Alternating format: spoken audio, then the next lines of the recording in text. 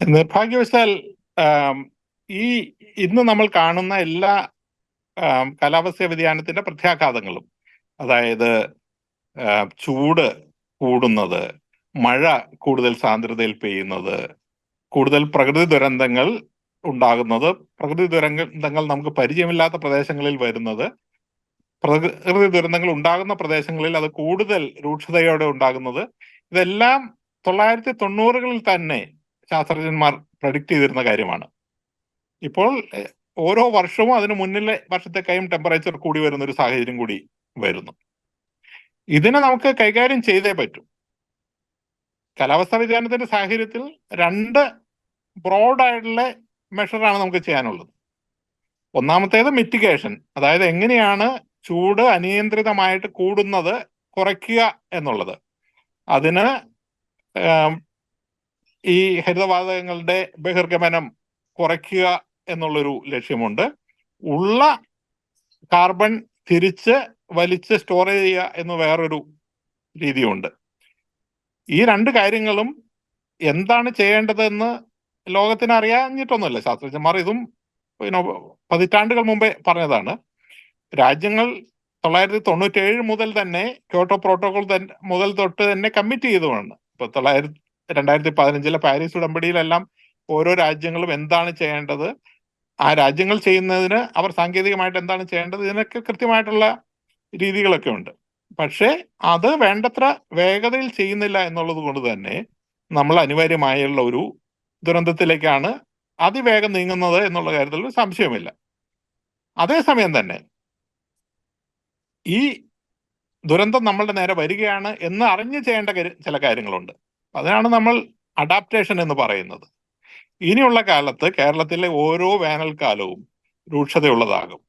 ഇനിയുള്ള കാലത്ത് കേരളത്തിലെ മഴ കൂടുതൽ സാന്ദ്രതയോടെ പെയ്യും. ഇനിയുള്ള കാലത്ത് കേരളത്തിലെ തീരദേശത്ത് ജലനിരപ്പ് ഉയർന്നു വരികയും കടലാക്രമണം കൂടുതൽ വഷളാവുകയും ചെയ്യും. ഈ അറിവ് നമുക്കുണ്ടെങ്കിൽ അതനുസരിച്ച് വേണം നമ്മളുടെ ജീവിതത്തിലെ അല്ലെങ്കിൽ സമൂഹത്തിന്റെ ജീവിതത്തിലെ സമൂലമായിട്ടുള്ള കാര്യങ്ങളെല്ലാം പ്ലാൻ ചെയ്യാനായിട്ട്. നമ്മൾ എവിടെ വീട് വയ്ക്കുന്നു, എങ്ങനെ വീട് വയ്ക്കുന്നു, എന്ത് വസ്തുക്കൾ കൊണ്ട് വീട് വയ്ക്കുന്നു. വീട്ടിൽ ഇനിയും ഒരു പരിധിവരെ ഈ വർഷം നമ്മളെല്ലാം ശ്രദ്ധിച്ചു കാണും, ബെഡ്റൂമിൽ മാത്രം എ സി ഉണ്ടായിരുന്ന ആളുകൾ സിറ്റിംഗ് റൂമിലും എ സി വെക്കാതെ നിവൃത്തിയില്ല എന്നുള്ള സ്ഥിതിയിലേക്ക് മാറി. അതിനുള്ള ഇലക്ട്രിസിറ്റിയുടെ സപ്ലൈയിൽ ഉണ്ടാകുന്ന മാറ്റം, ഇങ്ങനെ അനവധി കാര്യങ്ങൾ നമുക്ക് മാറ്റേണ്ടതായിട്ട് വരും. നമ്മളുടെ വർക്കിംഗ് അവേഴ്സ് മാറ്റേണ്ടതായിട്ട് വരും. അപ്പൊ ആ ഒരു അഡാപ്റ്റേഷൻ മെഷറിന്റെയും ആവശ്യകതയുണ്ട്. ഇത് രണ്ടും നമ്മൾ സമൂഹം എന്നുള്ള നിലയിൽ ചർച്ച ചെയ്ത് ആളുകൾക്ക് ഗൈഡൻസ് കൊടുക്കുക എന്നുള്ളതാണ് ഇനി വേണ്ടത്. കേരളത്തിൽ 2015 മുതൽ ഒരു state adaptation plan on climate change ഉണ്ട്. അതിൽ കേരളത്തിലെ ഗവൺമെന്റിന്റെ എല്ലാ വകുപ്പുകളും അവർ എന്താണ് ചെയ്യേണ്ടത്, ആരോഗ്യ വകുപ്പാണെങ്കിലും അനിമൽ ഹസ്ബൻഡറി ആണെങ്കിലും ടൗൺ പ്ലാനിംഗ് ആണെങ്കിലും എന്താണ് ചെയ്യേണ്ടതെന്നുള്ളത് കൃത്യമായിട്ട് എഴുതിയിട്ടുണ്ട്. അപ്പോൾ ഇതിന് നമ്മളുടെ ഒരു അറിവ് കുറവല്ല.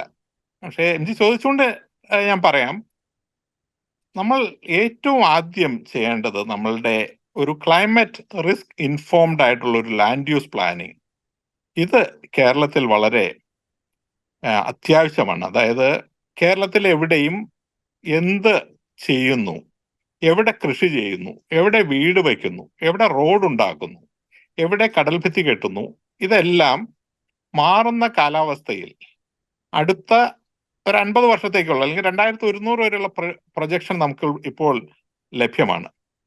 ആ കാലാവസ്ഥയുടെ സാഹചര്യത്തിൽ ഇന്ന് നമ്മൾ എടുക്കുന്ന തീരുമാനങ്ങൾ ശരിയാണോ എന്ന് ആലോചിച്ചിട്ട് വേണം ഈ ഓരോ തീരുമാനങ്ങളും എടുക്കാനായിട്ട്. സർക്കാർ തലത്തിൽ ആ ഒരു ഫ്രെയിംവർക്ക് വേണം. വ്യക്തികൾക്ക് ആ തീരുമാനമെടുക്കാനുള്ള ഇൻഫർമേഷൻ നമ്മൾ കൊടുക്കണം. അപ്പോൾ ഞാൻ പലപ്പോഴും പറയാറുണ്ട്, എറണാകുളം ടൗൺ എന്ന് പറയുന്നത് അനവധി ഭാഗങ്ങൾ ഒരു 50 വർഷത്തേക്ക് മുന്നിലോട്ട് ഞാൻ നോക്കുമ്പോൾ അവിടെ മനുഷ്യരുടെ ജീവിതം സാധ്യമാവും എന്ന് എനിക്ക് തോന്നുന്നില്ല. പക്ഷെ അത് ശരാശരി എറണാകുളം സ്ഥലത്ത് ഇന്ന് വീട് വാങ്ങാൻ പോകുന്ന ആൾക്ക് അത് അറിഞ്ഞോളണമെന്നില്ല. അപ്പൊ അവരവരുടെ സ്വകാര്യമായിട്ടുള്ള സമ്പത്ത് അവിടെ നിക്ഷേപിക്കുന്നു. പ്രത്യേകിച്ചും ഗവൺമെന്റ് വലിയ പ്രോജക്റ്റുകൾ ഇതുപോലെ ക്ലൈമറ്റ് വൾണറബിൾ ആയിട്ടുള്ള സ്ഥലത്ത് തുടങ്ങി കഴിഞ്ഞിട്ടുണ്ടെങ്കിൽ മറ്റുള്ള ആളുകൾക്ക് അവിടെ നിക്ഷേപിക്കാനുള്ള സാധ്യതയും ഉത്സാഹവും കൂടും. അപ്പൊ ഇത് ഒഴിവാക്കി ഒരു 2100 വരെയുള്ള ക്ലൈമറ്റ് പ്രൊജക്ഷനെങ്കിലും അനുസരിച്ചിട്ട് വേണം നമ്മളുടെ എല്ലാ തരത്തിലുള്ള ഭൂവിനിയോഗത്തിന്റെ തീരുമാനങ്ങളും എടുക്കാനുള്ളത്. അതായത് 2011 ഞാൻ തായ്ലൻഡിൽ ഒരു ഫ്ലഡിന്റെ സംബന്ധിച്ച് പോയിരുന്നു. അപ്പൊ അവിടുത്തെ ഫ്ലഡിന്റെ എവല്യൂഷൻ കണ്ട് കഴിഞ്ഞപ്പോൾ ഇത് നാട്ടിൽ സംഭവിക്കാമല്ലോ എന്ന് കരുതി ഞാൻ കേരളത്തിൽ 1924 നമ്മൾ പറയുന്ന 99 വലിയ വെള്ളപ്പൊക്കം എന്ന് പറയുന്ന വെള്ളപ്പൊക്കം എവിടെയൊക്കെ വന്നു എന്നുള്ളത് മാപ്പ് ചെയ്ത് നോക്കിക്കഴിഞ്ഞപ്പോൾ നെടുമ്പാശ്ശേരി വിമാനത്താവളത്തിന്റെ റൺവേ കിടക്കുന്നത് അന്ന് വെള്ളം പൊങ്ങിയ പ്ലോട്ടിലാണ്. അപ്പൊ ഈ കാലാവസ്ഥാ വ്യതിയാനം ഒന്നും ഇല്ലായിരുന്നെങ്കിൽ പോലും ആ പ്രദേശം വാസ്തവത്തിൽ വിമാനത്താവളത്തിന് അനുകൂലമല്ലായിരുന്നുള്ളത് അന്ന് ചിന്തിച്ചാൽ നമുക്ക് അറിയാമായിരുന്നു. അപ്പൊ ഇത് ഒരു റിസ്ക് ഇൻഫോംഡ് അല്ലാത്ത ലാൻഡ് യൂസ് പ്ലാനിംഗ് കൊണ്ട് സംഭവിക്കുന്നതാണ്. കേരളത്തിൽ ഇപ്പോൾ ഏതെങ്കിലും മേജർ ആയിട്ടുള്ള പദ്ധതികൾ അങ്ങനെ പ്ലാൻ ചെയ്യുന്നുണ്ടോ, ഏതെങ്കിലും ഹൈവേസ് അങ്ങനെ ഉണ്ടോ എന്നുള്ള കാര്യത്തിൽ എനിക്ക് കൃത്യമായിട്ട് അറിയില്ലാത്തതുകൊണ്ട് അതിനെപ്പറ്റി എനിക്ക് സ്പെസിഫിക് ആയിട്ട് പോയിന്റ് ഔട്ട് ചെയ്യാനുള്ള ബുദ്ധിമുട്ടുണ്ട്. ഈ പർട്ടിക്കുലർ നാഷണൽ ഹൈവേ സാധാരണഗതിയിൽ നടത്തുമ്പോൾ എന്റെ അറിവനുസരിച്ചിട്ട് ഒരു പരിസ്ഥിതി ആഘാത പഠനം നടത്തിയിട്ടുണ്ടാകണം. ഇവിടെ നമ്മളിപ്പോൾ സംഭവിക്കുന്നത് പൊതുവെ പറഞ്ഞു കഴിഞ്ഞിട്ടുണ്ടെങ്കിൽ ആ നാഷണൽ ഹൈവേ ഓൾറെഡി എക്സിസ്റ്റിംഗ് ആയിട്ടുള്ള ഒന്നാണ്, ഒരു ഗ്രീൻഫീൽഡ് ഹൈവേ അല്ല. ഉള്ള ഹൈവേയുടെ വീതി കൂട്ടുകയാണ്, ചില ഭാഗങ്ങളിലായിരിക്കും ഒരു പക്ഷേ കൂടുതലായിട്ട് ഉണ്ടായിട്ടുള്ളൂ. ഇവിടെ ഈ പർട്ടിക്കുലർ ഹൈവേയിൽ ഏതെങ്കിലും സെഗ്മെന്റിൽ ഒരു ഹൈഡ്രോളജിക് ഒബ്സ്ട്രക്ഷൻ ഉണ്ടായിട്ടുണ്ടോ? അപ്പൊ അത് നമ്മൾ ഇപ്പൊ കൊങ്കൺ റെയിൽവേ എല്ലാം ഉണ്ടായതിനു ശേഷം അത് പല സ്ഥലത്തും നമ്മൾ നോട്ട് ചെയ്തിട്ടുണ്ട്. ലാൻഡ് സ്ലൈഡ് കൂടുന്നു, ഫ്ലഡിങ് ഉണ്ടാവുന്നു എന്ന് ഉണ്ടായിട്ടുണ്ട്. അപ്പൊ അതുപോലെ ഈ പ്രദേശത്തുണ്ടോ എന്ന് എനിക്ക് പറയാനായിട്ട് സാധിക്കില്ല, കാരണം എൻ്റെ അടുത്ത് ഇൻഫർമേഷൻ ഇല്ലാത്തതുകൊണ്ടാണ്. പക്ഷെ ഞാൻ പറഞ്ഞു വരുന്നത്, ഈ പറയുന്ന ഇൻഫർമേഷൻ ഒന്നും സീക്രട്ട് അല്ല. ക്ലൈമറ്റ് സെൻട്രൽ എന്ന് പറയുന്ന ഒരു വെബ്സൈറ്റ് ഉണ്ട്. ലോകത്തെ ഏതൊരു കോസ്റ്റ് ലൈനിലും അടുത്ത 50 വർഷത്തിനും 100 വർഷത്തിനും ഇടയിൽ എവിടെയെല്ലാം വെള്ളത്തിലാകുമെന്നുള്ളത് ഏതൊരാൾക്കും, ഒരു സ്കൂൾ കുട്ടിക്ക് പോലും മനസ്സിലാക്കാവുന്ന തരത്തിൽ മാപ്പ് ചെയ്തവർ വച്ചിട്ടുണ്ട്. ഇപ്പൊ കുട്ടനാട് ഏരിയകളിൽ ഉള്ള വികസനം, അല്ലെങ്കിൽ ആലപ്പുഴ ഏരിയയിലുള്ള ഏതെങ്കിലും പ്രോജക്റ്റുകൾ ഉണ്ടെങ്കിൽ നമ്മൾ അതിൽ മാപ്പ് ചെയ്ത് നോക്കിയിട്ടുണ്ടെങ്കിൽ അറിയാം. അല്ലെങ്കിൽ എറണാകുളം ടൗണിൽ ഇപ്പോൾ നടക്കുന്ന പുതിയ ഇൻവെസ്റ്റ്മെന്റുകൾ നോക്കിക്കഴിഞ്ഞിട്ടുണ്ടെങ്കിൽ അറിയാം അത് നമ്മൾ തെറ്റായിട്ടാണോ ഇൻവെസ്റ്റ് ചെയ്യുന്നതെന്നുള്ളത്. കാരണം ഈ എവിടെയാണ് വെള്ളം പൊങ്ങാൻ പോകുന്നത് എന്നുള്ള ബേസ് മാപ്പ് ഇന്ന് ലഭ്യമാണ്. അപ്പൊ അതിന്റെ മുകളിൽ ഇതൊന്ന് ഓവർലേ ചെയ്ത് നോക്കിയാൽ മതി. ഞാൻ ഈ നടത്തുന്ന പ്രോജക്റ്റ് വെള്ളത്തിലാകുമെന്ന് ഇന്ന് തന്നെ അറിയാനുള്ള സംവിധാനമുണ്ട്. അത് ഒന്ന് മാപ്പ് ചെയ്ത് നോക്കിയാൽ മതി. കേരളത്തിൽ സ്പെസിഫിക് ആയിട്ട് എനിക്കൊരു അതിനെപ്പറ്റി ഇത് പറയാൻ പറ്റില്ല. രണ്ടാമത്തേത്, കേരളത്തിലെ state action plan on climate change ഞാൻ പറഞ്ഞു 2015 തൊട്ട് ഉണ്ട്. 2022 ഏറ്റവും ലേറ്റസ്റ്റ് ആയിട്ടുള്ള വന്നിട്ടുണ്ട്. അതിന്റെ ഇംപ്ലിമെന്റേഷൻ ഞാൻ റെഗുലറായിട്ട് ഫോളോ ചെയ്യുന്നില്ല. പക്ഷേ എൻ്റെ ഇപ്പോഴത്തെ ചിന്ത എന്താന്ന് പറഞ്ഞിട്ടുണ്ടെങ്കിൽ, എല്ലാ ഡിപ്പാർട്ട്മെന്റുകളും അവരുടെ തൊഴില് സാധാരണഗതിയിൽ ചെയ്യുകയും കാലാവസ്ഥയ്ക്ക് വേണ്ടിയിട്ട് എന്തെങ്കിലും ചെയ്യുമെന്നുള്ളൊരു തരത്തിൽ അല്ല ഇനിയും കാലാവസ്ഥ വ്യതിയാനത്തെ കാണേണ്ടത്. അവർ എന്ത് ചെയ്യുമ്പോഴും അത് മാറുന്ന കാലാവസ്ഥയ്ക്ക് അനുയോജ്യമാകുമോ, അടുത്ത 50-100 വർഷത്തിനകത്ത് ഇതിന്റെ പ്രത്യാഘാതം എന്താകും എന്നുള്ള തരത്തിൽ വേണം നമ്മൾ ഏതൊരു ഇൻവെസ്റ്റ്മെന്റും എടുക്കാനായിട്ട്. അത് ദുരന്തം കൊണ്ട് മാത്രം ആവണമെന്നില്ല. ഇപ്പോൾ ഇലക്ട്രിസിറ്റി എടുത്തു കഴിഞ്ഞിട്ടുണ്ടെങ്കിൽ എന്റെ വിശ്വാസം എന്ന് പറയുന്നത് അടുത്തൊരു 50 വർഷം കഴിയുമ്പോൾ റിന്യൂവബിൾ എനർജി, പ്രത്യേകിച്ച് സോളാർ എനർജി ആയിരിക്കാം കേരളത്തിൽ 100% വൈദ്യുതി കൊടുക്കുന്നത്. അപ്പോൾ നമ്മൾ ഇന്ന് പുതിയതായി ഒരു ഹൈഡ്രോളിക് ഡാം അല്ലെങ്കിൽ തെർമൽ ഡാം ഇൻവെസ്റ്റ് ചെയ്യേണ്ട കാര്യമുണ്ടോ? ലോകത്ത് ഇപ്പോൾ തന്നെ more money is going into renewable energy investment than fossil fuel investment. അപ്പൊ ഇലക്ട്രിസിറ്റി വകുപ്പിൽ ഉണ്ടാകുന്ന എല്ലാ തീരുമാനങ്ങളും ആ തരത്തിലാകേണ്ടതല്ലേ? നമ്മുടെ KSRTC പുതുതായിട്ട് ബസ് വാങ്ങുമ്പോൾ ഏത് പോയിന്റിലാണ് നമ്മൾ ഫോസിൽ ഫ്യൂവലിലുള്ള ബസ് വാങ്ങുന്നത് പൂർണ്ണമായിട്ടും നിർത്തിയതിന് ശേഷം എല്ലാം ഇലക്ട്രിക് ബസ്സിലേക്ക് മാറുന്നത്? ഈ തരത്തിൽ എല്ലാ ഡിപ്പാർട്ട്മെന്റുകളും നടത്തുന്ന ഏതൊരു തീരുമാനവും ഒരു ക്ലൈമറ്റ് ലെൻസിൽ കൂടെ കടത്തിവിടേണ്ട ഒരു ആവശ്യകത ഉണ്ട്. ഒരു ആഡ് ഓൺ എന്നുള്ള നിലയിൽ ഒരു ആക്ഷൻ പ്ലാൻ ഇംപ്ലിമെന്റ് ചെയ്തുകൊണ്ട് മാത്രം കാര്യമില്ല എന്നാണ് എൻ്റെ വിശ്വാസം. തീർച്ചയായിട്ടും ഞാൻ കണ്ടിട്ടുള്ളതിൽ ഏറ്റവും പോസിറ്റീവായിട്ടുള്ള മാറ്റം വന്നിട്ടുള്ളത് നമ്മുടെ ഡാം മാനേജ്മെന്റിന്റെ കാര്യത്തിലാണ്. 2018 നമ്മളുടെ ഡാം മാനേജ്മെന്റിന് വളരെ കൃത്യമായിട്ടുള്ള ഒരു റൂൾ കർവ് പോലെയുള്ളൊരു സംവിധാനം അന്ന് ഉണ്ടായിരുന്നില്ല. അതിനുശേഷം ഇപ്പൊ കേരളത്തിലെ എല്ലാ ഡാമുകളുടെയും ഡാം ബ്രേക്ക് മോഡൽ ഉൾപ്പെടെയുള്ള അസസ്മെന്റ് എല്ലാം കഴിഞ്ഞു. അതെല്ലാം ഇന്ന് പബ്ലിക് ഡൊമൈനിൽ ലഭ്യമാണ്. ആളുകൾ അത് ഉപയോഗിക്കുന്നുണ്ടോ എന്നുള്ളത് വേറെയാണ്. പക്ഷെ ചുരുങ്ങിയത് ആ ഇൻഫർമേഷൻ പ്രൊഡ്യൂസ് ചെയ്തിട്ടുണ്ട്, ലഭ്യമാണ്. ഇപ്പോൾ ഇതിനു മുമ്പ് ഓരോ സീസണിലും മുൻകൂട്ടി വെള്ളം തുറന്നു വിടാനുള്ള ചില സംവിധാനങ്ങളൊക്കെ ഇപ്പോൾ ആ റൂൾ കർവ് പ്രകാരമുണ്ട്. ഇത് വലിയ പോസിറ്റീവ് ആയിട്ടുള്ള ഒരു മാറ്റമായിട്ടാണ് ഞാൻ കാണുന്നത്. തീർച്ചയായിട്ടും ആ ഡാം മാനേജ്മെന്റിൽ ഉണ്ടായിരുന്ന ഫോക്കസ് അതിന് സഹായിച്ചിട്ടുണ്ട് എന്നുള്ള കാര്യത്തിൽ സംശയമില്ല. ആളുകളുടെ വ്യക്തിപരമായിട്ടുള്ള കാര്യത്തിൽ വലിയൊരു മാറ്റം ഉണ്ടായിട്ടുണ്ട്. ഇപ്പൊ നമ്മൾ റിയൽ എസ്റ്റേറ്റ് പരസ്യങ്ങൾ എടുത്തു നോക്കിക്കഴിഞ്ഞാൽ 2018 വെള്ളം കയറാത്ത പ്രദേശം എന്ന് പ്രത്യേകിച്ച് എഴുതുന്ന കണ്ടിട്ടുണ്ട്. ഏതൊരാൾ പുതിയ വീട് വെക്കാൻ പോകുമ്പോഴും അവർ പ്രത്യേകിച്ച് ചോദിക്കുന്നുണ്ട്, ഇവിടെ പണ്ട് വെള്ളം കയറിയതാണോ, അത് ശ്രദ്ധിക്കുന്നുണ്ട്. കാരണം ആളുകളുടെ ലൈഫിൽ ഒരു മേജർ ഇൻവെസ്റ്റ്മെന്റ് ആണല്ലോ ആളുകൾ നടത്തുന്നത്. അപ്പോൾ അതിന് ആളുകൾ താല്പര്യം എടുത്ത് തുടങ്ങിയിട്ടുണ്ട്. പക്ഷേ നിർഭാഗ്യവശാൽ എന്താ സംഭവിക്കുന്നതെന്ന് പറയുകയാണെങ്കിൽ ഇതിനുള്ള ഒരു സിസ്റ്റമിക് സപ്പോർട്ട് ഇന്നുമായിട്ടില്ല. ഒരു റിസ്ക് ഇൻഫോംഡ് ആയിട്ടുള്ള ലാൻഡ് യൂസ് പ്ലാനിങ് നമ്മൾ ഇന്നും ചെയ്തിട്ടില്ല. അപ്പൊ നമ്മൾ ഫ്ലഡിങ് പ്രോൺ ആയിട്ടുള്ള ഏരിയകളിൽ, പണ്ട് വെള്ളം കയറിയ ഏരിയകളിൽ കൂടുതൽ നല്ല റോഡുകൾ ഉണ്ടാക്കി കൊടുത്തു കഴിഞ്ഞിട്ടുണ്ടെങ്കിൽ അപ്പൊ നമ്മൾ കൊടുക്കുന്ന സിഗ്നൽ എന്താണ്? ഈ പ്രദേശം ഒരു ലോങ് ടൈം ആയിട്ടുള്ള ലിവബിൾ ആണെന്നുള്ള സ്ഥലമാണ് എന്നാണ് നമ്മൾ സിഗ്നൽ കൊടുക്കുന്നത്.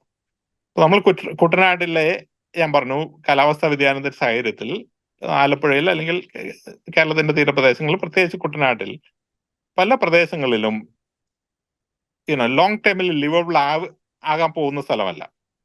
അപ്പൊ ആ സ്ഥലത്തേക്ക് നമ്മൾ വലിയ ക്യാപിറ്റൽ ഇൻവെസ്റ്റ്മെന്റ് നടത്തി റോഡുകളും വെള്ളവും സ്കൂളുകളും ഒക്കെ ഉണ്ടാക്കി കൊടുത്തു കഴിഞ്ഞിട്ടുണ്ടെങ്കിൽ നമ്മൾ അവിടുത്തെ ആളുകൾക്ക് തെറ്റായിട്ടുള്ള ഒരു സിഗ്നലാണ് കൊടുക്കുന്നത്. കാരണം ഗവൺമെന്റ് 100 കോടി ഇൻവെസ്റ്റ് ചെയ്യുമ്പോൾ ജനം 1000 കോടി അവിടെ ഇൻവെസ്റ്റ് ചെയ്യും. ആ ഒരു ധൈര്യത്തിൽ അത് രണ്ട് ആളുകളുടെയും ഇൻവെസ്റ്റ്മെന്റ് വെള്ളത്തിലാക്കുന്ന ഒരു സാഹചര്യമാണ്.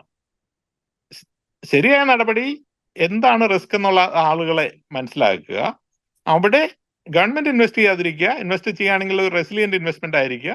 ആ സിഗ്നൽ ആളുകൾ ഫോളോ ചെയ്ത് ആ ഒരു മാറ്റം നിർഭാഗ്യവശാൽ 2018 പ്രളയത്തിന് ശേഷം ഉണ്ടായിട്ടില്ല എന്നുള്ളതാണ്. പറയാൻ സാധിക്കില്ല. കാരണം 1924 നമുക്ക് പ്രളയം ഉണ്ടായപ്പോൾ നമുക്ക് ഡാമുകൾ ഉണ്ടായിരുന്നില്ലല്ലോ. അപ്പോ ആ അർത്ഥത്തിൽ നമുക്ക് ഇനിയും പ്രളയം ഉണ്ടാകാൻ പറ്റില്ല. പ്രളയം ഉണ്ടാവില്ല, അല്ല, ഡാമുകൾ ഉണ്ടായിരുന്നില്ലാത്ത കാലത്ത് പോലും 1924 പ്രളയം ഉണ്ടായിട്ടുണ്ട്. അതുകൊണ്ട് തന്നെ ഇപ്പോൾ ഡാം മാനേജ്മെന്റ് കൊണ്ട് പ്രളയം ഉണ്ടാവില്ല എന്ന് നമുക്ക് പറയാനായിട്ട് സാധിക്കില്ല. പക്ഷേ കേരളത്തിലെ ചില ഡാമുകളെങ്കിലും നമുക്ക് ഒരു ബഫറായിട്ട് ഉപയോഗിക്കാനുള്ള സാഹചര്യമുണ്ട്. കേരളത്തിലെ മിക്കവാറും ഡാമുകളിലെല്ലാം ഒരാഴ്ച നല്ല മഴ പെയ്താൽ നിറഞ്ഞു പോകുന്ന ഡാമുകളാണ് മിക്കവാറും ഡാമുകളെല്ലാം.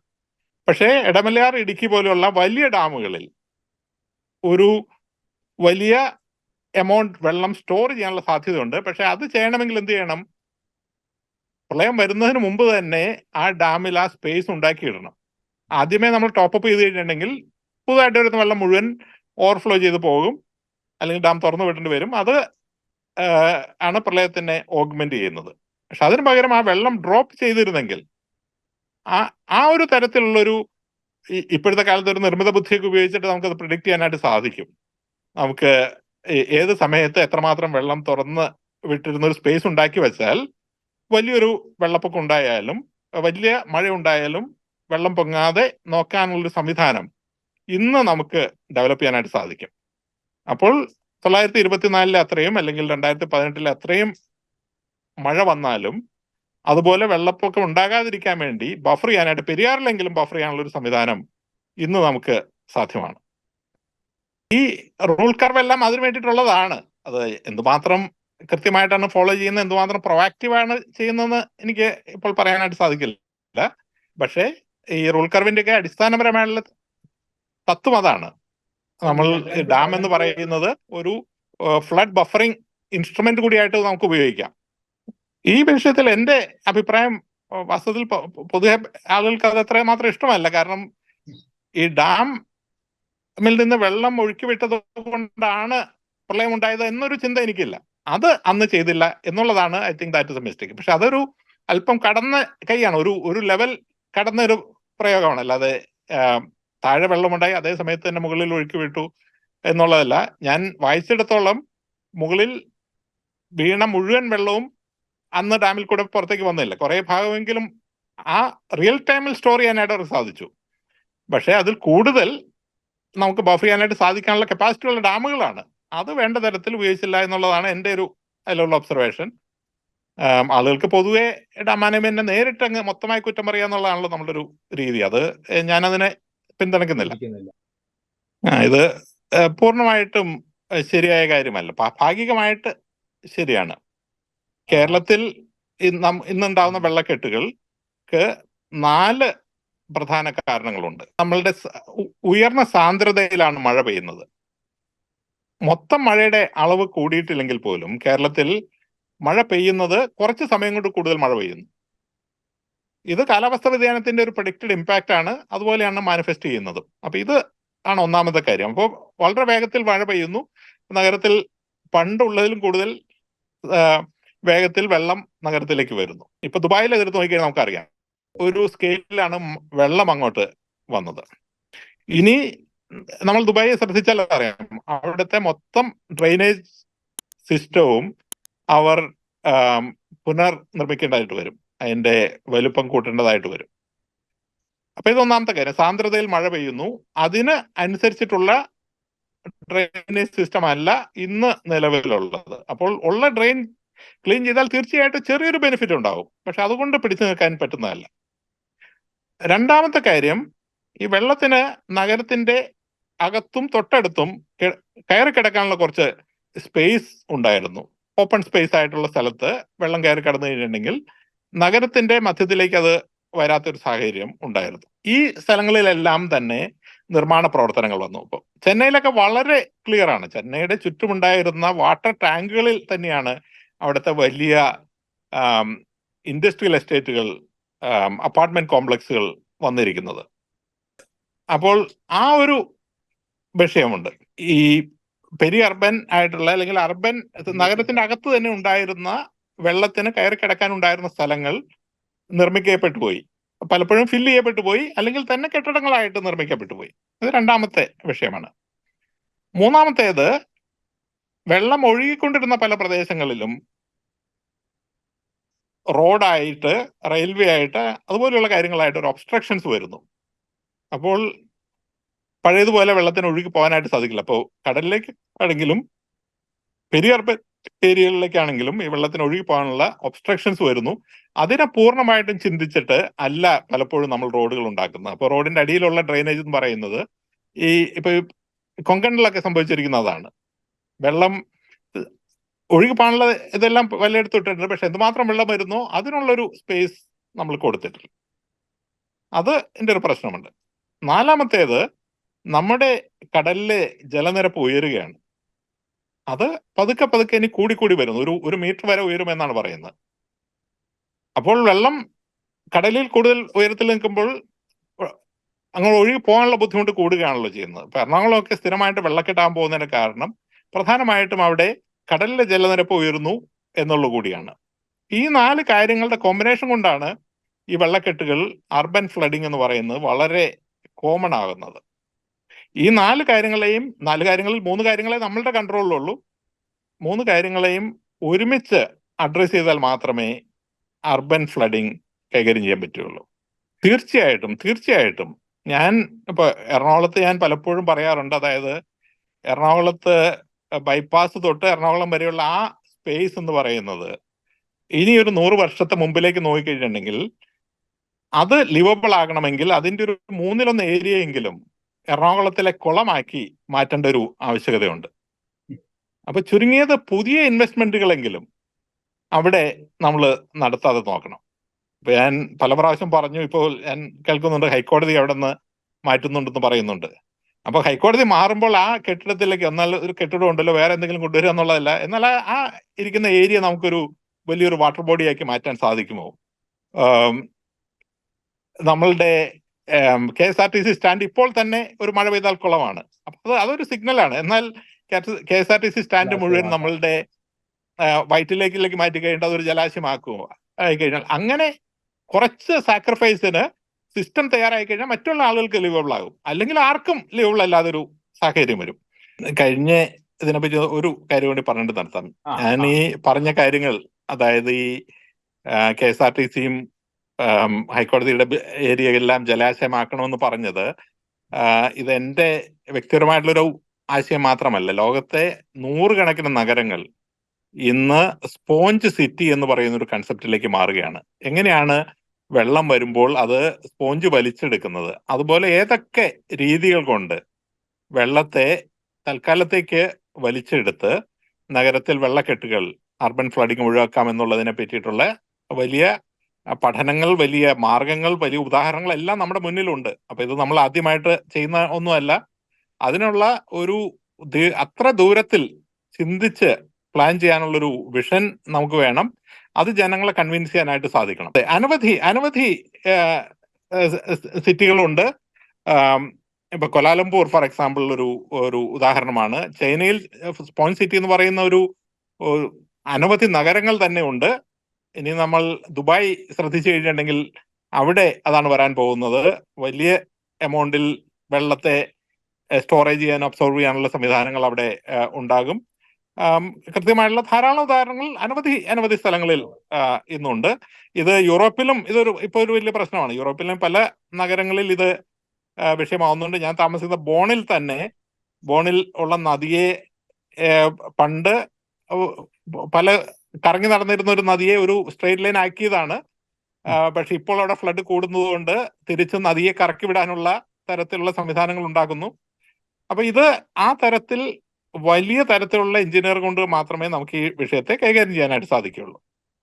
ഇനി ഈ വരുന്ന മഴയെ പറ്റി പറഞ്ഞു കഴിഞ്ഞിട്ടുണ്ടെങ്കിൽ നമുക്ക് 100% ഉറപ്പോട് പറയാൻ പറ്റുന്ന കാര്യം എന്താണ്? അർബൻ ഫ്ലഡിങ് എന്ന് പറയുന്നത് ഇനി കേരളത്തിലെ ഒരു ദൈനംദിന യാഥാർത്ഥ്യമാകാൻ പോവുകയാണെന്നല്ല, ഇത് ഓൾറെഡി ആണ്. തിരുവനന്തപുരത്തും ഉണ്ട്, തീർച്ചയായിട്ടും എറണാകുളത്തും ഉണ്ട്, ഒരുപക്ഷെ ആലപ്പുഴയിലും കൊല്ലത്തും എല്ലാം അതിൻ്റെ ഒരു കോൺസിക്വൻസ് ഉണ്ടാകാം. മറ്റുള്ള നഗരങ്ങളുണ്ട്, എനിക്ക് കൃത്യമായിട്ട് അറിയില്ല. പക്ഷേ അർബൻ ഫ്ലഡിങ് എന്ന് പറയുന്ന ഇനിയൊരു റിയാലിറ്റിയാണ്. എവറി ഇയർ ആ പീരീഡ് കൂടി വരും. ഇന്ന് ഒരു വർഷത്തിൽ 2 ആഴ്ചയാണ് ആളുകൾക്ക് ബുദ്ധിമുട്ടാവുന്നതെങ്കിൽ ഇനി അത് 3 ആഴ്ചയാകും, 1 മാസമാകും, 2 മാസമാകും. ആ സമയത്താണ് ഇത് ലിവബിൾ അല്ല എന്നൊരു തോന്നൽ ആളുകൾക്ക് ഉണ്ടാകാൻ പോകുന്നത്. അത് ഒഴിവാക്കണമെങ്കിൽ നമ്മൾ മുൻകൂട്ടി ചെയ്യണം. അപ്പൊ അതാണ് ഒന്നാമത്തെ കാര്യം. This year again is going to be lot of urban flooding, no big news. രണ്ടാമത്തേത് നമുക്ക് ഉറപ്പുള്ളത് എന്താണ്? നമ്മളുടെ മലകളിലുള്ള ലാൻഡ് സ്ലൈഡ് എന്ന് പറയുന്നത് ഇതും ഓൾമോസ്റ്റ് റെഗുലർ ആണ്. അതും ഒരു ഹൈ ഇന്റൻസിറ്റി റെയിൻഫോളിന്റെ ഒരു പ്രത്യേകതയാണ്. വളരെ വേഗത്തിൽ വളരെയധികം മഴ പെയ്യുന്നു. അപ്പോൾ ഓൾറെഡി മഴ പെയ്ത് കുതിർന്ന് ഇരിക്കുന്ന മലമ്പ്രദേശങ്ങളിൽ മണ്ണിടിച്ചിൽ ഉണ്ടാകുന്നു.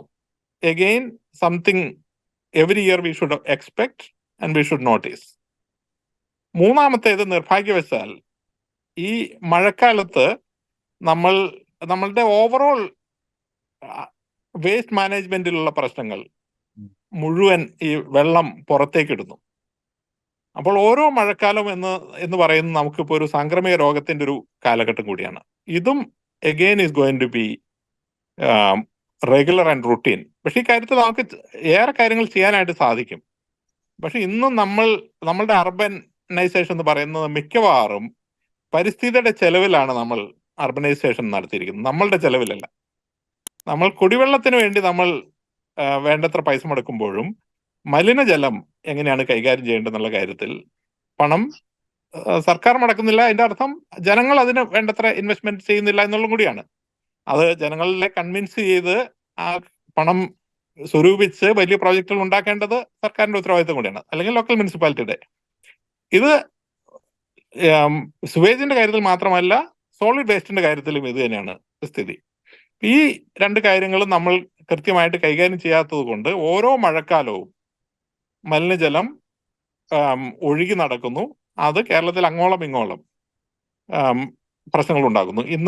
ഇപ്പൊ ഞങ്ങളുടെ പെരുമ്പാവൂരിലെല്ലാം പ്രധാനമായിട്ടുള്ള പ്രശ്നം എന്ന് പറയുന്നത് ഈ ലേബർ ക്യാമ്പുകൾ, ധാരാളം ആളുകൾ ഒരുമിച്ച് കൂടി താമസിക്കുന്നു, അതുണ്ടാക്കുന്ന പ്രശ്നങ്ങൾ. അപ്പൊ ഇതെല്ലാം നമ്മൾ we are paying a price പക്ഷേ വേസ്റ്റ് മാനേജ്മെന്റിന് കൊടുക്കേണ്ട പൈസ സൂപ്പർ സ്പെഷ്യാലിറ്റി ആശുപത്രിയിൽ കൊടുക്കുന്നു എന്ന് മാത്രമേ ഉള്ളൂ.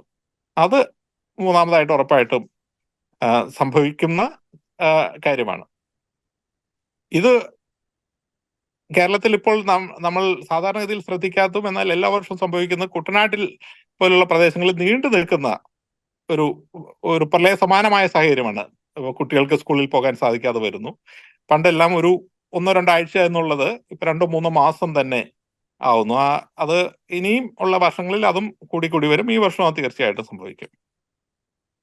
നമുക്ക് പ്രഡിക്റ്റ് ചെയ്യാൻ പറ്റാത്തത് ഇത് 2018 പോലെ ഒരു പ്രളയമാകുമോ എന്നുള്ളതാണ്. അത് പ്രഡിക്റ്റ് ചെയ്യാൻ ഉള്ളൊരു സാങ്കേതിക വിദ്യയൊന്നും ഇന്ന് ലഭ്യമല്ല. പക്ഷെ ഞാൻ ആദ്യം പറഞ്ഞ പോലെ നമുക്ക് ഈ വിഷയത്തിൽ പ്രധാനമായിട്ട് ചെയ്യാനുള്ളത് നമ്മളുടെ ഡാം മാനേജ്മെന്റിന്റെ വളരെ ക്ലോസ് ആയിട്ടുള്ളൊരു ഒബ്സർവേഷൻ ചെയ്യുക. ഏതൊക്കെ ഡാമിന് നമുക്ക് ബഫറിംഗ് കപ്പാസിറ്റി ഉണ്ടോ ആ ഡാമുകളെ സിസ്റ്റമാറ്റിക് ആയിട്ട് ബഫറിംഗ് കപ്പാസിറ്റി ഉപയോഗിക്കാനുള്ള തയ്യാറെടുപ്പിൽ നമ്മൾ ഇരിക്കുക എന്നുള്ളതേ തൽക്കാലം നമുക്ക് ചെയ്യാനുള്ളൂ. പക്ഷേ ആസ് ദി മൺസൂൺ പ്രോഗ്രസ് നമുക്ക് തീർച്ചയായിട്ടും കൂടുതൽ ഇമ്മീഡിയറ്റ് ആയിട്ടുള്ള സിഗ്നൽ കിട്ടും. ഒരു വലിയ പ്രളയം ഉണ്ടാകും എന്നുള്ളതിന് ചുരുങ്ങിയതൊരു 2 ആഴ്ച മുന്നെങ്കിലും നമുക്ക് മറ്റുള്ള ആ സമയത്തുണ്ടായിട്ടുള്ള മഴകളുടെ സാഹചര്യത്തിൽ നമുക്ക് ഒരു പ്രഡിക്ഷൻ സാധ്യമാണ്. ഏകദേശം 100% പറയാനായിട്ട് സാധിക്കില്ല. അപ്പോൾ 2018 കാര്യം നോക്കിക്കഴിഞ്ഞിട്ടുണ്ടെങ്കിൽ ഓഗസ്റ്റ് 8-9 ദിവസങ്ങളിൽ വലിയ മഴ വരികയും പക്ഷെ അതിനുശേഷം അതങ്ങ് കുറയുകയും ചെയ്തു. അതിനുശേഷം രണ്ടാമത് വന്നപ്പോഴാണ് അത് വലിയൊരു പ്രളയമായിട്ട് മാറിയത്. അത് തന്നെ 100% പറയാൻ പറ്റില്ലെങ്കിലും ഏകദേശം നമുക്ക് പ്രാക്ടിക്കലായിട്ട് ഉപയോഗത്തിനുള്ള predictions closer to the date നമുക്ക് പറയാനായിട്ട് സാധിക്കുകയുള്ളൂ. മെയിൻ ക്ലീനിങ് ചെയ്യുന്നു, നല്ല കാര്യമാണ്. ഒരു മാർജിനൽ റിഡക്ഷൻ തീർച്ചയായിട്ടും ഉണ്ടാകും. സോളിഡ് വേസ്റ്റ് മാനേജ്മെന്റിൽ നമ്മൾ ബെറ്റർ ആയിട്ട് ചെയ്തു കഴിഞ്ഞിട്ടുണ്ടെങ്കിൽ ഏറ്റവും കൂടുതൽ ആളുകളെ പ്രായോഗികമായിട്ട് അഫക്ട് ചെയ്യാൻ പോകുന്നത് ഹെൽത്ത് ഇഷ്യൂസ് ആണ്. വെള്ളം കെട്ടുന്നത് അത് തീർച്ചയായിട്ടും ആളുകൾക്ക് ബുദ്ധിമുട്ടുണ്ടാകും. പക്ഷേ ആളുകളുടെ മരണം വരെ സംഭവിക്കുന്നത് അതിൽ ആ കാലഘട്ടത്തിൽ ഉണ്ടാകുന്ന ഈ നമ്മുടെ സുവേജും സോളിഡ് വേസ്റ്റും വെള്ളത്തിൽ കലർന്ന് അത് നമ്മളുടെ ഡ്രിങ്കിങ് വാട്ടറിനെ മലിനമാക്കി അതുണ്ടാക്കുന്ന തരത്തിലുള്ളൊരു ഇപ്പൊ എനിക്കൊക്കെ വാസ്തവത്തിൽ നാട്ടിലേക്ക് വരാൻ പേടി തന്നെയാണ് ആ കാലഘട്ടത്തിൽ. ഞാൻ ഒരു പനിക്കാലമാണ്. കുറെ നാൾ പുറത്ത് നിൽക്കുമ്പോൾ നമ്മുടെ ഇമ്മ്യൂണിറ്റി കുറഞ്ഞു വരുമല്ലോ. തിരിച്ചു വരുമ്പോൾ ഒരു പക്ഷെ അതൊക്കെ അക്വയർ ചെയ്യുമായിരിക്കും. പക്ഷെ ആ തരത്തിൽ അത് ഇപ്പൊ ഞാൻ പറയുമ്പോൾ എന്റെ കാര്യം മാത്രമല്ല, ഇപ്പൊ ടൂറിസ്റ്റുകൾ അങ്ങനെയായിരിക്കുമല്ലോ ചിന്തിക്കുന്നത്. നമ്മുടെ ടൂറിസം നമ്മളുടെ വലിയൊരു വരുമാനമാകുമ്പോൾ നമ്മൾ ആ കാര്യം ശ്രദ്ധിക്കുകയൊക്കെ വേണം. ഈ തരത്തിൽ സോളിഡ് വേസ്റ്റിന്റെ കാര്യത്തിലെങ്കിലും പൂർണ്ണമായിട്ട് ഒരു കൺട്രോൾ നമ്മൾ നഗരസഭകൾ നോക്കേണ്ടതാണ്. ഈ സുവേജിന്റെ കാര്യത്തിൽ അവർക്ക് അത്രമാത്രം കൺട്രോൾ ഇല്ല, കാരണം അതിനൊക്കെ ഇൻഫ്രാസ്ട്രക്ചർ ഒക്കെ വേണ്ടി വരും. പക്ഷേ ലോങ് ടേം ആയിട്ട് നഗരങ്ങൾ അർബൻ ലാൻഡ് യൂസ് പ്ലാനിംഗ് എന്ന് പറയുന്നത് സീരിയസ് ആയിട്ട് എടുത്തേ പറ്റൂ. ഇത് എളുപ്പമല്ല എന്ന് എനിക്കറിയാം. ആളുകളോട് എവിടെ വീട് വയ്ക്കണം, എവിടെ വീട് വയ്ക്കരുത്, വീട് വച്ചിരിക്കുന്ന സ്ഥലങ്ങൾ വെള്ളത്തിൽ പോകാൻ സാധ്യതയുണ്ട്, അതുകൊണ്ട് മാറിപ്പോകണം എന്നൊന്നും പറയുന്നതൊന്നും പ്രായോഗികമായിട്ട് ഒട്ടും എളുപ്പമല്ല. പക്ഷെ അവിടെ നമ്മൾ ചെയ്യേണ്ടത് നമ്മളുടെ ഒരു പ്ലാൻ വേണം. 2050 പ്ലാൻ അല്ലെങ്കിൽ 2100 പ്ലാൻ, അത് അനുസരിച്ചിട്ട് വേണം ഗവൺമെന്റിന്റെ ബിഗർ ഇൻവെസ്റ്റ്മെന്റ് കൊടുക്കാനായിട്ട്. അത് ആളുകൾക്കൊരു സിഗ്നലാണ്. അങ്ങനെ ഒരു തിന്നിങ് ഓഫ് പോപ്പുലേഷനെങ്കിലും ഉണ്ടാക്കണം. അതായത് ഇങ്ങനെയുള്ള സ്ഥലങ്ങളിൽ ആളുകളുടെ എണ്ണം കുറഞ്ഞു വരുന്നു, അപ്പോൾ നമുക്ക് റെസ്ക്യൂ ആൻഡ് റിലീഫ് കൊടുക്കേണ്ട ആളുകളുടെ എണ്ണം കുറഞ്ഞു വരുന്നു, അപ്പോൾ പൊതുവെ സ്ഥലത്തിന്റെ എവിടെ വില കുറയുന്നു, അപ്പോൾ ആളുകൾ മൂവ് ചെയ്യുന്നു. അങ്ങനെയുള്ള തരത്തിൽ ഒരു urban land use planning risk climate informed ഇല്ലെങ്കിൽ we are setting our self for a bigger disaster. വലിയ ഫ്ലഡ് ആണെങ്കിലും ചെറിയ വെള്ളക്കെട്ടുകളാണെങ്കിലും തീർച്ചയായിട്ടും നമ്മൾ ഈ ക്ലൈമറ്റിനെ പറ്റി ചിന്തിക്കുന്നത് ഒരു ദൈനംദിനമായിട്ടുള്ള ഒരു കാര്യം ആകണം. നമ്മൾ ഓരോ കാര്യം ചെയ്യുമ്പോഴും ഓരോ ഇൻവെസ്റ്റ്മെന്റ് ചെയ്യുമ്പോഴും ആരോഗ്യത്തെ പറ്റി ചിന്തിക്കുമ്പോഴെല്ലാം ഈ കാലാവസ്ഥ വ്യതിയാനത്തിന്റെ കോണ്ടെക്സ്റ്റിൽ വേണം അതിനെപ്പറ്റി ചിന്തിക്കാനായിട്ട്. പക്ഷെ മഴയെ പറ്റി പറയുമ്പോൾ ഒരു നല്ല കാര്യം പറഞ്ഞ് അവസാനിപ്പിക്കാം. കേരളത്തിലെ മഴ എന്ന് പറയുന്നത് ലോകത്തെ അനവധി സ്ഥലങ്ങളിൽ ഞാൻ മഴ കണ്ടിട്ടുണ്ട്. ഇപ്പോ യൂറോപ്പിലെ മഴ എന്ന് പറയുകയാണെങ്കിൽ ഒരു തരം നനഞ്ഞ മഴയാണ്, നമുക്ക് ആസ്വദിക്കാൻ പറ്റുന്ന ഒരു തരം മഴയല്ല. ഗൾഫ് നാടുകളിൽ ഞാനുള്ള കാലത്ത് മഴയില്ല, പക്ഷെ ഇപ്പോൾ മഴ വരുമ്പോൾ ആളുകൾക്ക് ഭയങ്കര പേടിയാണ്. എന്താ പറഞ്ഞാൽ വളരെ വേഗത്തിലാണ് അവിടെ അർബൻ ഫ്ലഡിംഗ് ഉണ്ടാകുന്നത്. അതും നമുക്ക് എൻജോയ് ചെയ്യാൻ പറ്റുന്ന ഒരു മഴയല്ല. കേരളത്തിലെ മഴ വാസ്തവത്തിൽ പൊതുവെ എൻജോയബിൾ ആയിട്ടുള്ള ഒരു സീസൺ ആയിരുന്നു ഒരു കാലത്ത്. എന്നാലും അതിനെ കൈകാര്യം ചെയ്യുന്ന രീതിയിൽ ആളുകളുടെ ജീവിത രീതിയിലൊക്കെ ഉണ്ടായ മാറ്റം കൊണ്ട് ഇപ്പോൾ അതൊരു ദുരന്തത്തിന്റെ കാലം കൂടി ആവുന്നു എന്നുള്ളത് സങ്കടകരമാണ്.